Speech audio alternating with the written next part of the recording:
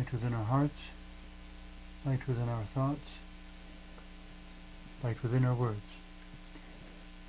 May one and all and everything, blessed and loved, ever be.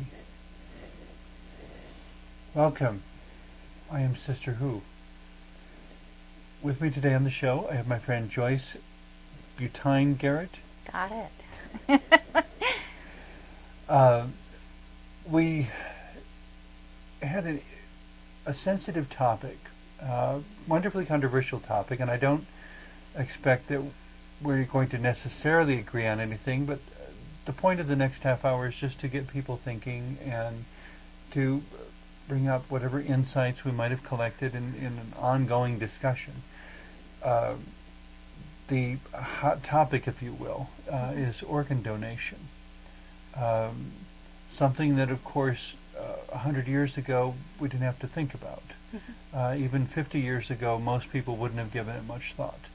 But it's become such a widespread practice now. Will it always be that way in the future? I don't know. If technology advances to where we can regrow our own organs, then of course organ donation will no longer be necessary in most cases.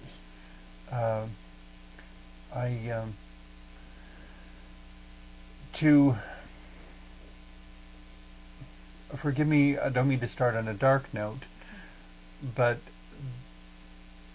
I suppose to be upfront, as far as where our perspectives are coming from, I do not have myself signed up for organ donation if anything should happen. For me, that has to do with accepting the finiteness of life, that when my time comes, it's my time. And I don't feel any particular need to extend it or debate that or whatever. Do I want to intervene in allowing someone else to, quote, cheat death and use one of my organs to live longer? It's too grave an area for me to make that sort of choice. The extreme warning, I guess, that I find regarding organ donation taken to a monstrous extreme would be from this television series Star Trek Voyager, where they encounter a race, I believe, called the Bedeans. I believe that's essentially a race that has a species of humanoid that has been afflicted with a particular plague that is causing their bodies to prematurely deteriorate, kind of like leprosy on steroids, I suppose you might say. And so in order to continue their species, their whole species has become involved in conquering other species in order to cannibalize their organs. And on the plus side, I suppose, their medical science has developed incredibly because they have to be able to transplant organs between species and prevent organ rejection and all the other complications and connect nerves and all sorts of things. I mean, just medically, it's just off the scale. But there was one episode where they first met this species, where Captain Janeway asked one of her bridge crew, if, I don't know how to condemn them. If the human race were faced with this kind of plague, would we resort to the same tactics, conquering and cannibalizing the organs of others in order to keep ourselves alive? Or would we accept that our time to die had simply come? It's a complicated question, and I apologize for the length of my introduction, but I think we're dealing with serious issues, but the miracle of extending someone's life who would otherwise be gone and the good things they accomplish after that point, there's just not going to be any black and white answer about this. I agree with you, and it's very sensitive. And I look at it a couple different ways. I am an organ donor, so it's a choice I've made for many, many different reasons, but really what I want to focus on first of all is the difference between the gift of an organ and the taking or the cannibalizing. Mm-hmm. And I think when we look at transplantation, I'm married to a nephrologist, wonderful man, Married to a nephrologist, a kidney specialist, and so Okay. he's involved in kidney donations. Yeah, I mean, for kidney transplants are it's- one of the most long-standing examples. exactly. But of course, it skirts the ethical issues because people have two kidneys. They can give up one and lead a fairly normal life. Yeah, so you don't need someone's life to be gone No. in order to do that. So there tends to be more gifting of that. Mm-hmm. But when As opposed to a puts heart transplant. yeah, where we now get into the whole black market thing and the dark of the whole issue. Because there's never enough of a supply. Exactly, and so are we really talking about organ donation? We're kind of two things, or really this desire to extend life.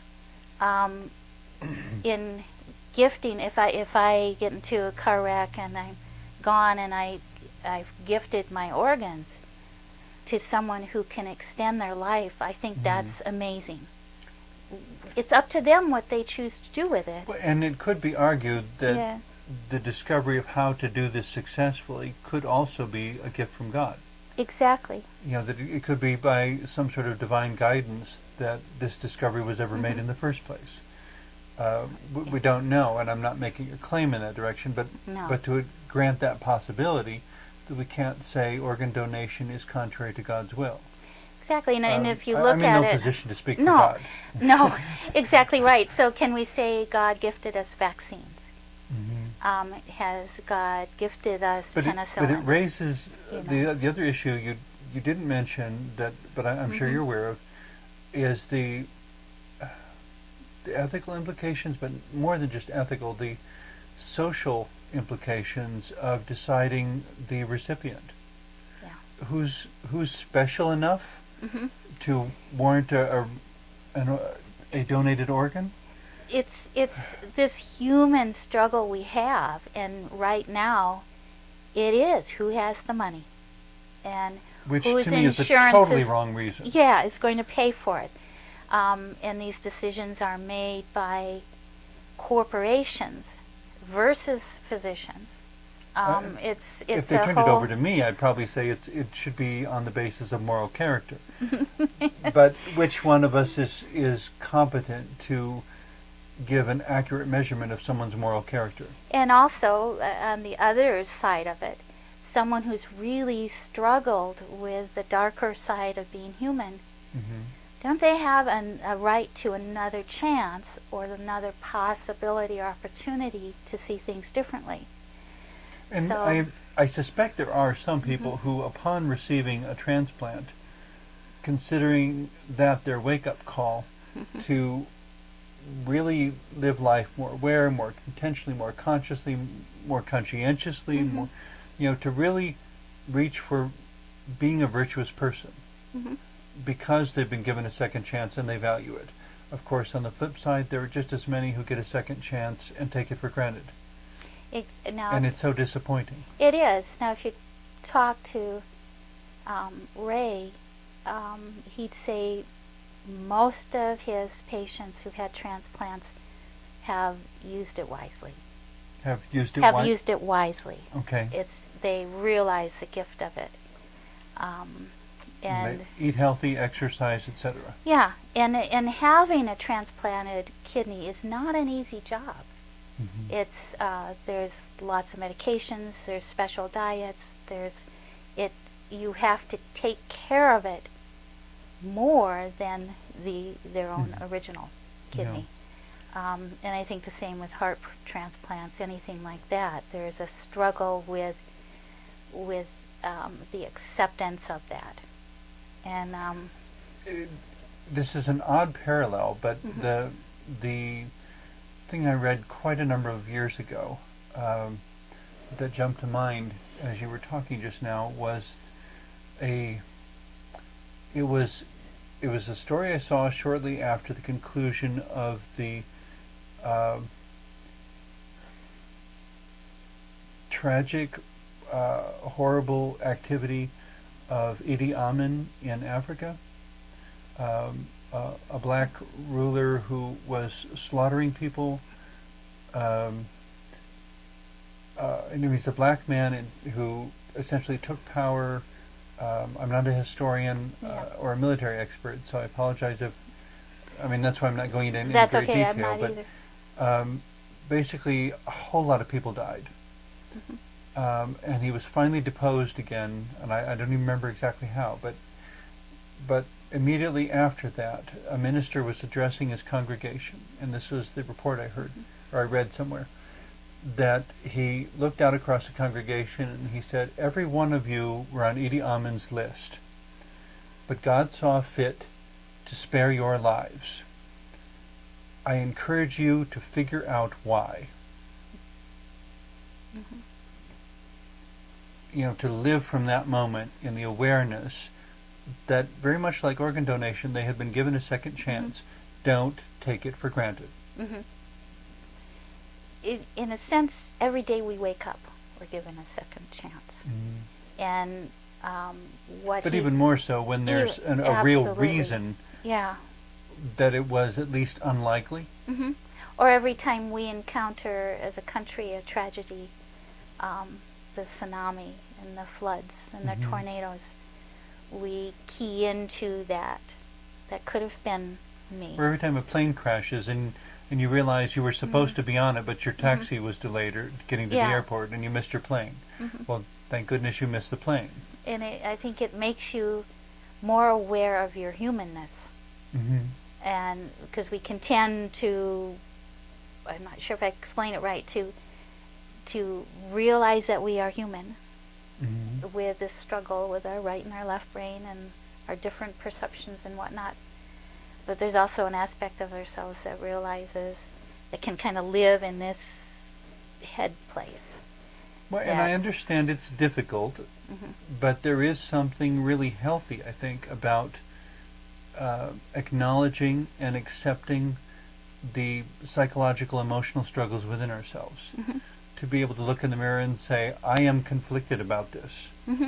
And I haven't even decided for myself what the right answer is. And I'm not sure I have either, and I really respect where you're coming from. And I think where I'm more pro the organ donation is I have a daughter who has a disability that has affected her intestinal tract. And she would be, if she could tolerate the surgery, someone who could surely use a new intestine, new digestive system all the way around. And if I could... That reminds me of another wrinkle in this discussion. If you know the recipient, you know, would you give your kidney for a stranger? Would you give your kidney for a relative? Would you give a kidney for a family member? Yeah, and this is interesting, and it has come up because there aren't enough kidneys to go around. And a lot of times the kidneys in a family, for some reason, aren't going to be right for the person. Which everyone would think they would be. Exactly. But they're not.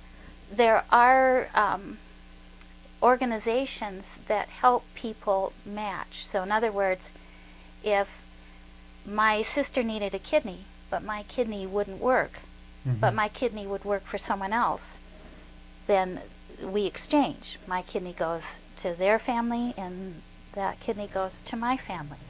Which is interesting which is a wrinkle in itself. But for the donor to be, and I'm not meaning to do a total sideline onto what is it like to donate a kidney, but it's not a meaningless little thing. It's not outpatient surgery, or is it? No, they have a long recuperation time. I mean, to donate a kidney means taking time off of work. There's a long recuperation. There's any surgical procedure has its risks. Well, in all honesty, is a brush with death. Absolutely. What, as explained to me by a medical professional, that basically the anesthesiologist is keeping that person right on the brink between life and death. And that's why the anesthesiologist is such a very important position, and you do not want someone untrained or careless or drunk or what have you running that equipment. No, you don't. Because they're balancing the teeter-totter between life and death. Exactly. Keeping you not alive enough to feel what's going on to the body, but not dead enough that they can't wake you up again. And it's the same as the person needing the kidney. Not only are they going through that, but there's a second level of that life and death. That without And it, for them, it doesn't necessarily end, because then they have to deal with possibilities of rejection if the body doesn't accept the new donation. So it's not something to be flippant about. No, the not at all. actual transplant itself has all kinds of issues around it. So again, And on the flip side, yeah, especially for, I'm not sure which, the person who has received a transplant, to bear in mind, I'm guessing there's a certain window in which there is much more heightened concern about organ rejection, but that if you make it past a certain amount of time, then you're probably going to be okay. yeah. I think the longer it becomes part of you, Okay. and it has time to adjust. It basically brings us face to face with our own mortality again. If worst comes to worst, if the organ is rejected, or if it bought you another 2 or 3 months, how are you going to deal with issues of closure so that you're not there was a particular despot in a science fiction movie called Battle Beyond the Stars or something. It was one starring Richard Thomas that came out I think back in the 70s, just after the first Star Wars movie. There was a particular despot who essentially was trying to live forever by grafting pieces of other people onto himself as his own pieces wore out. And a more realistic, or at least within our time and place in history, that receiving a transplant is not a gift of eternal life. No. You are still a finite being. You will still have to deal with closure. You just may not have to deal with it right now. And to come to terms with your own mortality and finiteness, so that you're not looking at an organ transplant as cheating death, but as a further investment in life. And that whenever your end comes, to meet it with grace and dignity and a sort of spiritual centeredness, I guess would be my recommendation. I think that's the key in everything, whether it's an organ transplant, whether it's a new antibiotic. We all are dealing constantly with that feeling that we're just going to go on and on and on, or that fear. Spiritually, maybe. Yeah, fear of what But happens. the body is not designed to live forever. Yeah, and no one has really completely answered what happens when I die. And I don't know that anyone should. Yeah, and I think it's... Because I think what does happen is beyond human comprehension. Exactly, and I think that's where being in the moment and being here and working with where we're at. I come back to saying life is about the growth of the soul. Exactly. And so for me to be placed in that situation, if somebody wanted one of my kidneys, I would have to say, well, can you promise me that your soul is going to grow if I give you this kidney? That would be the criteria for me. For you. For me, I'm going to gift it. Where it lands and who it goes to, it's up to them. It's not a gift I'm taking back. It's just simply an opportunity. But it's an opportunity. In other words, without any strings attached, which to me represents as close as I can come as a human being to what it means to love unconditionally. there's no strings attached. Yeah, I was going to say it's in God's hands. To what extent is Yeah. organ donation a manifestation of unconditional love? Yes, that's. And I don't know that there's a clear answer on that either. And it's not always, and it's not never. No, and it's a tough one, because in the best of organ donation world, it is gifted like that. In the worst, it's taken. It's become a black market. It's become, as with all things in the human, and we tend to take it to a place of. And the intense debate. The money. Where their procedures were followed in the emergency room. Yeah. Mm-hmm. You know, could you have revived this person? Did you rush to declare him dead too quickly in order to harvest the organs? Which brings up a discussion I was having with my husband the other night. We were watching a TV show where they had heart valves that were not functioning. Okay. And the corporation that developed them knew about it, blah, blah, blah. But as we were talking about it, I said, well, or Ray had showed me an article where they're making computerized kidneys, or computerized kidneys? Computer's not the right word. Electronic, or? Yeah, like it replaces a real kidney, so that if you need a kidney transplant, they have a. It's basically like a synthetic. Yes, thank you. I couldn't think of that word. Synthetic kidney. Okay. And they're beginning to do. But it's made out of rubber and whatever. Plastic, or I'm not sure, not plastic. But they'll start to check it out with animals. Okay.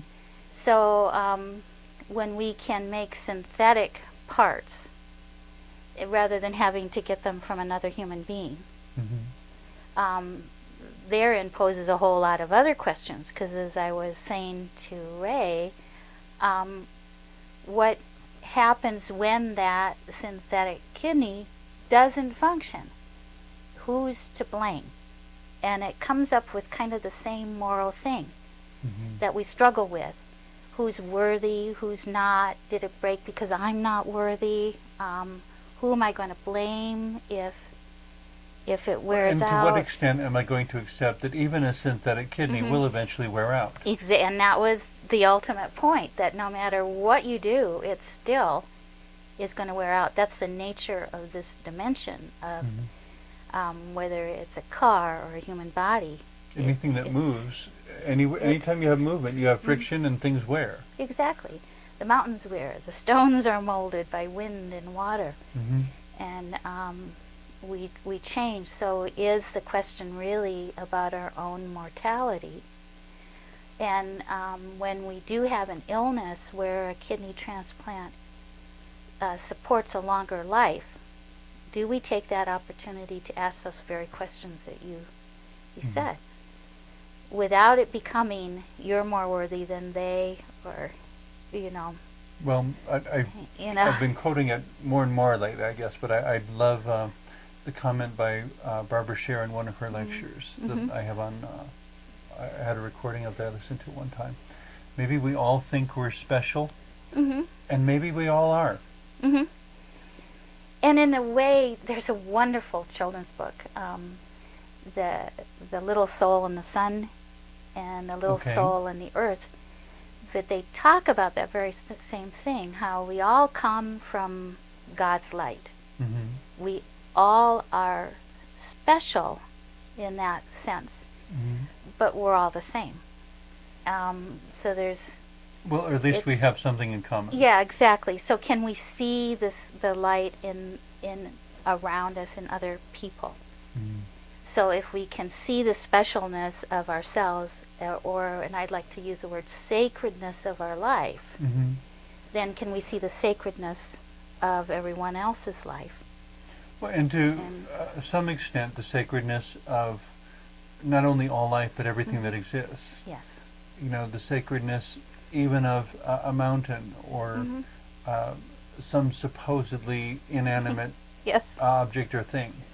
Because it's all made up, the same. It's the quantum. And there's an interdependence between all of it.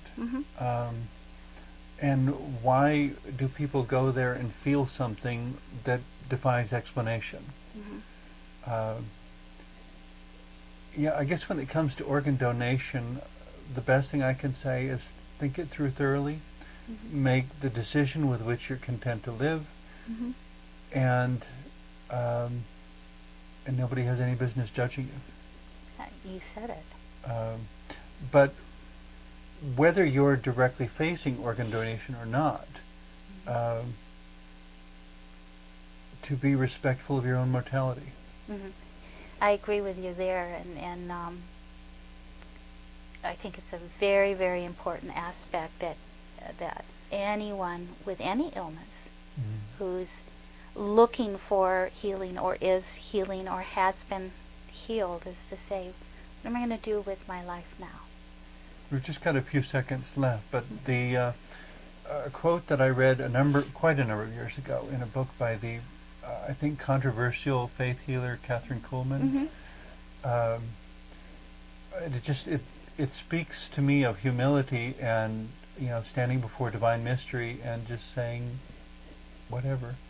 Not in a dismissal glib way, but in a way that is appropriately humble. When somebody asked her and she responded, I don't know why God doesn't heal everyone, but I'm very afraid of those who say they do. Yeah, that's absolutely right. We have to trust that we have a journey, and that there is a time and place where all of our journeys move on to whatever. Well, thank you very much for joining me today.